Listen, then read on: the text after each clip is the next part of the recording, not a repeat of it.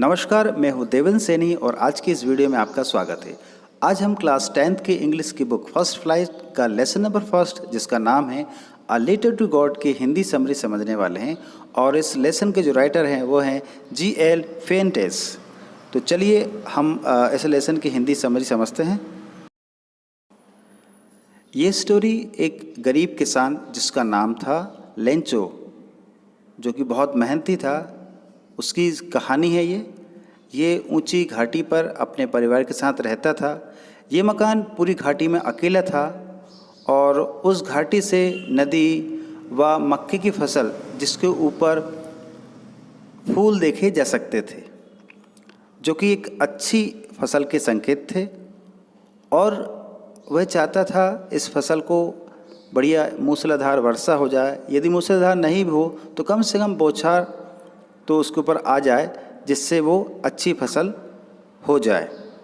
और लेंचो फसल का अच्छा ज्ञान रखता था। वह रोज़ सुबह उत्तर पूर्व दिशा की ओर देखता था, इस आशा के साथ कि वर्षा हो जाए। एक समय लेंचो की पत्नी घर में रात के भोजन के लिए तैयारी कर रही थी, भोजन पका रही थी। जो लेंचो का बड़ा बेटा था वो खेतों में काम कर रहा था और छोटा बेटा जो था वो वहीं पर पास में खेल रहा था।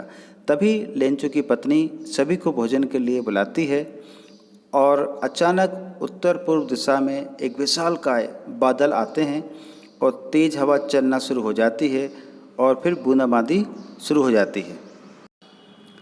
लेंचो जो घर के अंदर रहता है, बाहर आकर देखता है तो उसका मन प्रसन्न हो जाता है और वर्षा की बूंदों का आनंद लेता है और कहता है, ये आकाश से गिरती हुई पानी की बूंदें नहीं हैं, ये बड़ी बड़ी बूंदें 10 सेंट हैं और जो छोटी बूंदें हैं वो 5 सेंट के सिक्के हैं। लेंचो बहुत प्रसन्न था, लेकिन कुछ समय पश्चात अचानक तेज हवा चलने लगती है और वर्षा की बूंदों के साथ बड़े बड़े ओले गिरने लगते हैं। लेंचो को लगने लगता है कि अब ये निश्चित ही बुरा हो रहा है, पर शीघ्र ही ये बुरा समय भी गुजर जाएगा। परंतु 1 घंटे में इतनी तेज ओलावृष्टि हुई कि लेंचो के खेत के फूल पूरे तरह से नष्ट हो जाते हैं और संपूर्ण घाटी में सफ़ेद चादर ढक जाती है। बहुत दुखी हो जाता है लेंचो। जब तूफान समाप्त हुआ तो लेंचो का मन उदास हो गया। वो बहुत दुखी हुआ क्योंकि बहुत मेहनत से उन्होंने ये फसल उगाई थी। उसके पुत्र ने कहा, एक टिड्डी दल भी इतनी फसलों को नष्ट नहीं करता जितनी तरह से इस तूफान ने कर दिया। अब ऐसा कोई भी नहीं जो हमारी मदद कर सके। अब हमें पूरा वर्ष भर भूखा रहना होगा। हमारी सारी मेहनत व्यर्थ हो गई।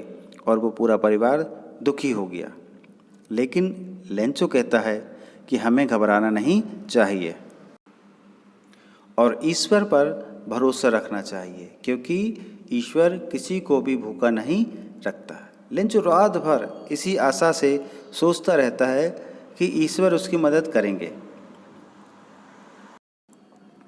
लेंचो लिखना जानता था, इसलिए वह अगली रविवार की सुबह सुबह वह ईश्वर को एक पत्र लिखता है और स्वयं उस गांव के लेटर बॉक्स में जाकर उस लेटर को, उस पत्र को डालाता है। किंतु जब उस लेटर को डाकघर का पोस्टमैन देखता है तो उस लेटर को देखते ही वह हंसने लगता है कि कोई ईश्वर को कैसे पत्र लिख सकता है। वह इस लेटर को अपने बॉस को दिखाता है और बॉस इस लेटर को देखकर हंसने लगता है और फिर वह गंभीर हो जाता है, क्योंकि उस पत्र में लिखा होता है, हे ईश्वर, अत्यधिक ओलावृष्टि के कारण इस वर्ष मेरी पूरी फसल नष्ट हो गई है और यदि आपने मेरी मदद नहीं की तो मुझे और मेरे परिवार को इस वर्ष पूरी तरह से भूखा रहना पड़ेगा। इसलिए मुझे आप 100 pesos, 100 pesos Latin American countries की करेंसी होती है। तो वो कहता है, तो लेंचो कहता है, मुझे 100 पेसोस की मदद कीजिए ताकि मैं दोबारा फसल लगा सकूं। अब क्योंकि पोस्ट मास्टर अच्छा व्यक्ति था, इसलिए उसने अपने सहयोगियों की मदद से पैसे इकट्ठा करना शुरू किया और ज़्यादा पैसे नहीं हुए, उसके पास केवल 70 पेसोस इकट्ठे हो पाए। तो उसने उस पैसों को एक लिफाफे में रखकर और लेंचो को भेज दिया। और जब लेंचो को वह पैसे का लिफाफा प्राप्त होता है तो वह जरा सा भी हैरान नहीं होता, सरप्राइज़ नहीं होता, क्योंकि उसे विश्वास था कि ईश्वर उसके लिए धन की व्यवस्था अवश्य करेंगे। और वह उस धन को लिफाफे से निकालकर गिनता है तो वह क्रोधित हो जाता है और फिर वह सोचता है कि ईश्वर गलती तो कर ही नहीं सकते। इसलिए शीघ्र ही लेंचो पोस्ट ऑफिस जाता है और वहाँ से एक पत्र और ईश्वर को लिखता है और उस पत्र पर स्टैंप लगाकर पोस्ट बॉक्स में डाल देता है। और जब वह लेटर पोस्ट मास्टर के पास पहुँचता है और पोस्ट मास्टर उस लेटर को जब खोलकर पढ़ता है तो आश्चर्यचकित हो जाता है और अपना सर पीट लेता है, क्योंकि उस पत्र में लिखा था, हे परमेश्वर, जो धन मैंने आपसे मांगा था उसमें केवल 70 पैसे ही मुझे प्राप्त हो पाए हैं। कृपया आप मुझे बकाया राशि जो धन था मुझे वापस भेजिए, क्योंकि मुझे इसकी बहुत आवश्यकता है। और हाँ, मुझे आप ये धन पोस्ट द्वारा नहीं भेजें, किसी भी और साधन से भेजें, क्योंकि पोस्ट ऑफिस के जितने भी कर्मचारी हैं वो सारे बेईमानों का समूह है। आपका लेंचो।